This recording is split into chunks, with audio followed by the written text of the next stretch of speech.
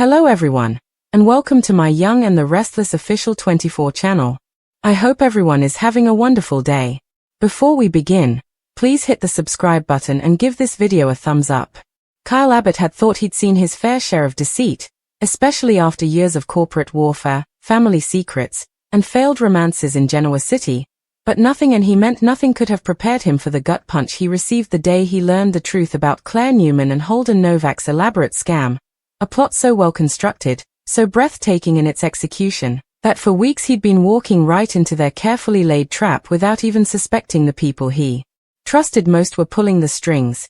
It all began innocently enough, with Holden presenting himself as a loyal, ambitious ally in the wake of Kyle's growing rift with his family at Jabo, and Claire his girlfriend, the woman who had, against all odds, broken through the fortress around his heart, seeming to be his confidant, his anchor in the chaos, the one person who got him, who saw through the layers of Abbott drama and corporate doublespeak to the man beneath.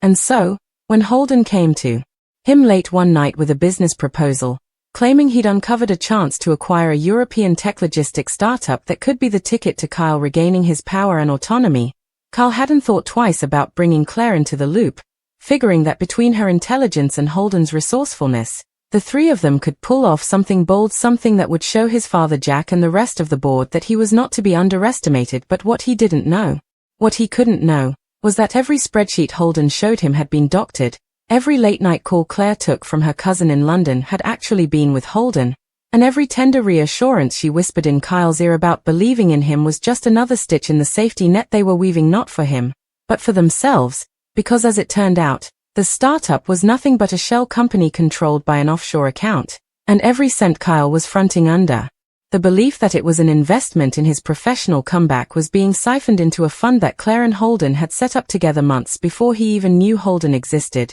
The first cracks appeared on a rain-soaked Wednesday, when Kyle, trying to surprise Claire with an impromptu weekend trip to Paris, stumbled on a half-open email on her tablet from Holden, subject line, "Final stage transfer schedule."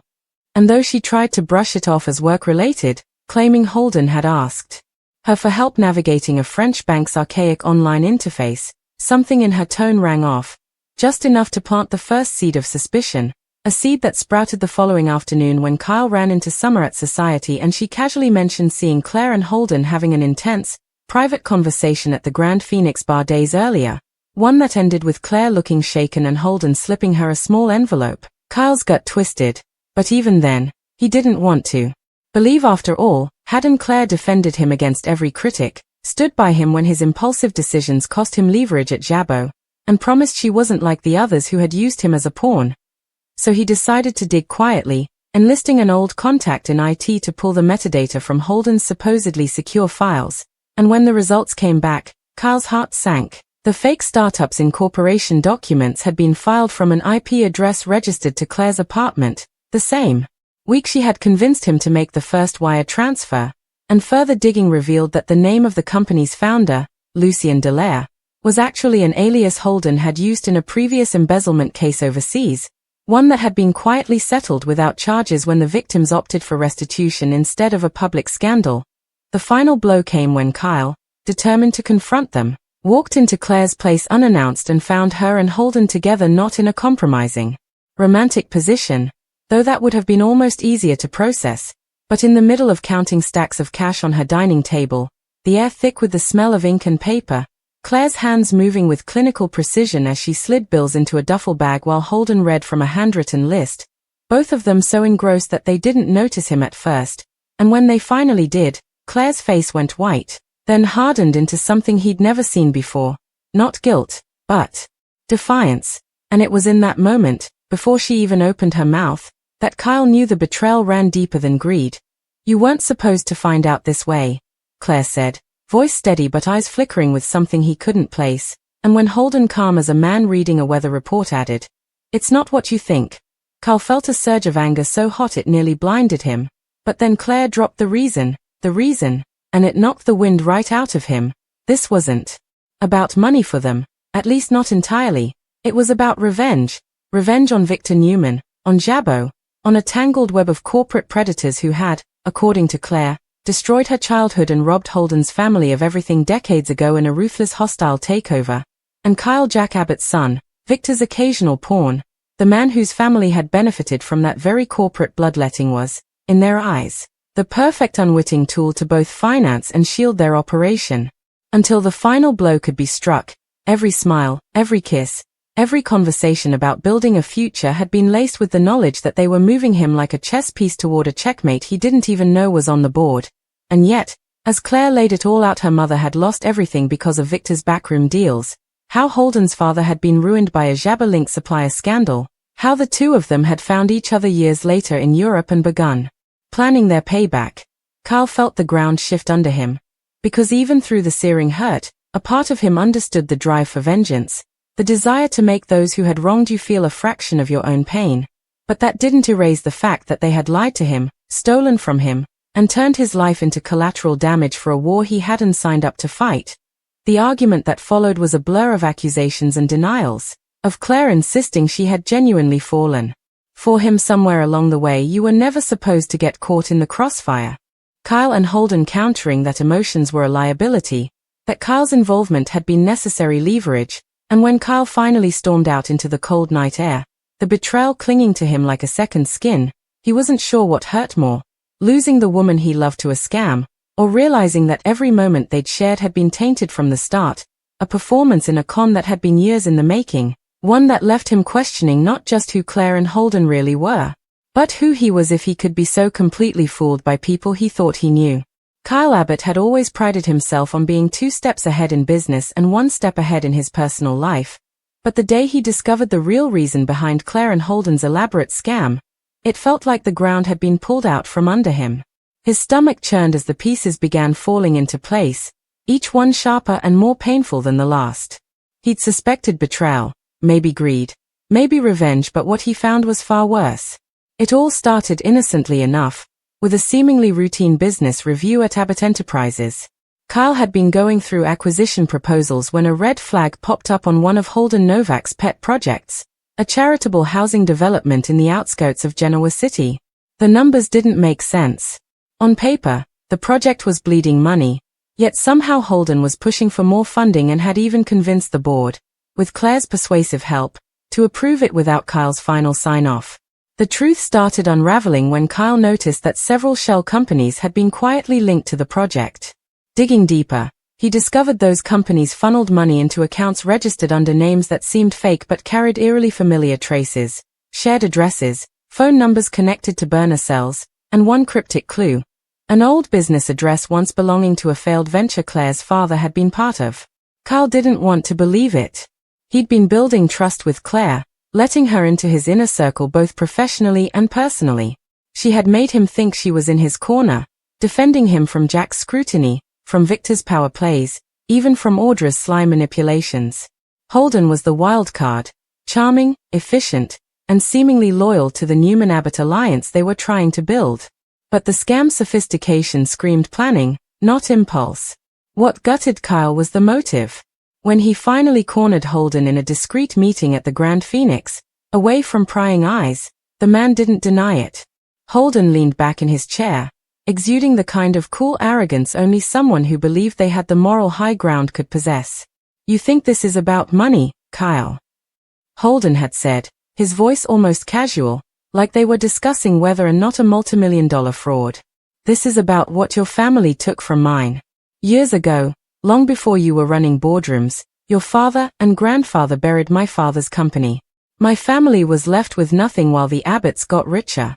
My father, he never recovered. And Claire? She has her own reasons for wanting you distracted, for keeping you off balance." Kyle's jaw tightened.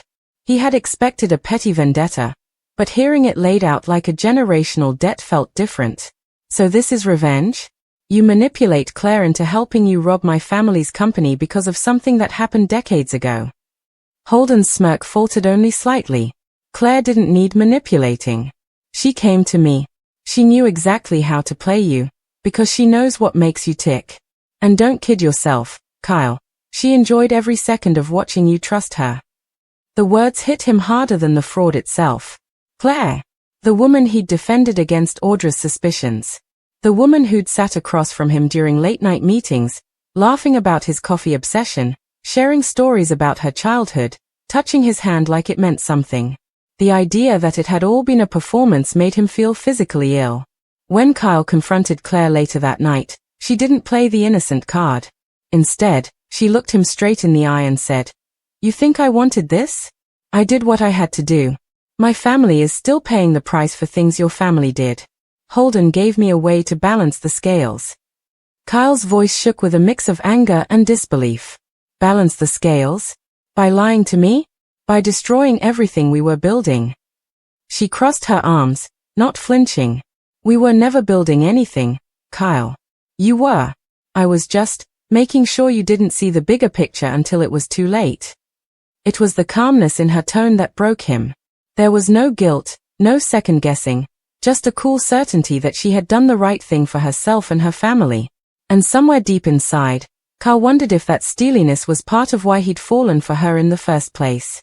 The next few days were a blur of damage control. Kyle had to bring Jack in, and that conversation was as brutal as he'd feared. Jack was furious but also quietly devastated, not just at the loss of funds but at the personal betrayal of someone Kyle had vouched for. The Abbott name was once again in the headlines, and Victor Newman wasted no time making veiled comments about Kyle's lack of foresight. Behind the scenes, Holden and Claire's scam wasn't as airtight as they'd hoped. Kyle's investigation uncovered that a large sum of the siphoned funds had been moved recently, and recklessly, into an offshore account with weak security. Kyle saw an opening to claw some of it back, but that meant working with people he didn't entirely trust, including Audra, who smelled blood in the water and wanted to use the scandal to gain leverage. The most painful part for Kyle wasn't the scandal, the board's questions, or even the financial hit. It was the gnawing thought that despite everything, a part of him still wanted to believe Claire. He'd replay their conversations in his head, looking for cracks in her lies, wondering if there had been moments where she was truly herself with him. The human heart, he realized bitterly, is a terrible judge of character when it wants something badly enough. Meanwhile, Claire and Holden didn't vanish into the shadows. They stayed visible, almost daring Kyle to come after them. Holden even had the audacity to attend a charity gala sponsored by Jabot, smiling for photographers like he hadn't just gutted the company's trust. Claire kept her distance in public, but in private, she sent Kyle one text that haunted him. "It didn't have to end like this."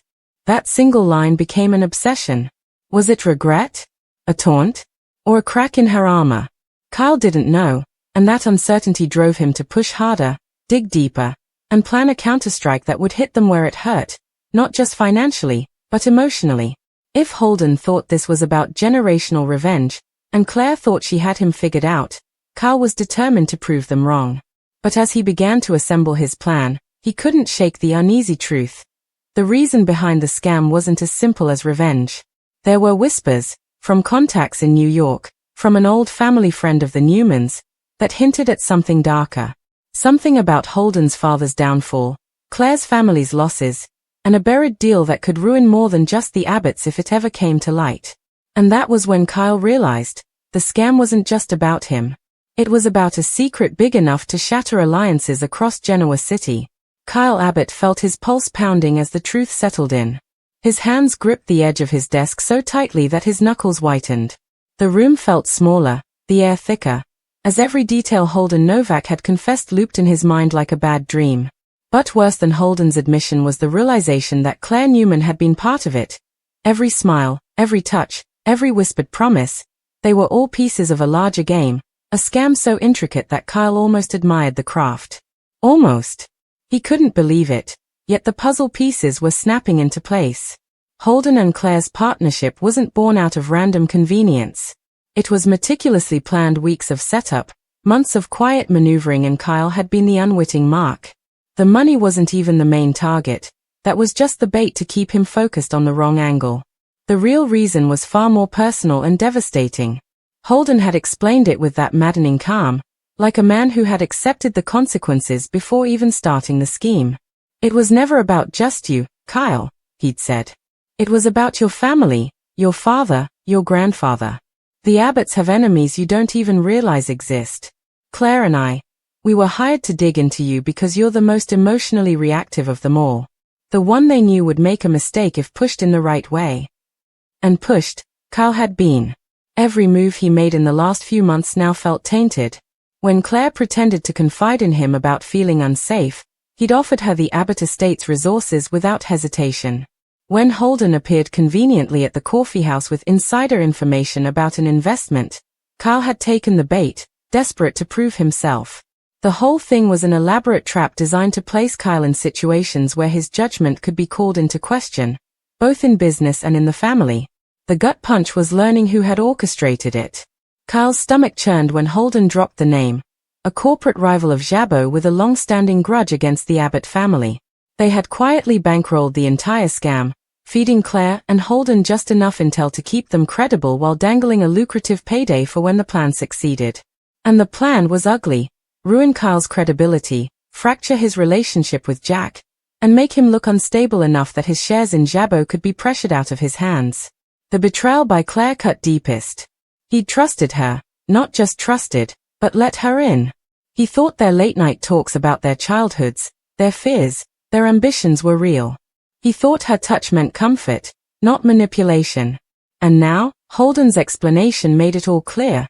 Claire had been gathering information, testing his boundaries, and subtly steering him into decisions that weakened his standing. Even her moments of doubt, those little flashes of "I don't want to do this," had probably been part of the act, designed to keep him emotionally hooked. Yet, there was one twist Kyle hadn't seen coming, and it was the reason Holden's voice had cracked when he said it. Claire had fallen for him. Not in some Hollywood ending way where the scammer gives up everything for love, but in a messy, inconvenient, guilt-soaked way that neither of them knew how to handle. According to Holden, this was why she'd been stalling the final phase of the plan. It explained why she had grown distant from Holden in recent weeks, why she'd been showing signs of hesitation. Still, Kyle couldn't trust it. Love or not, Claire had played him.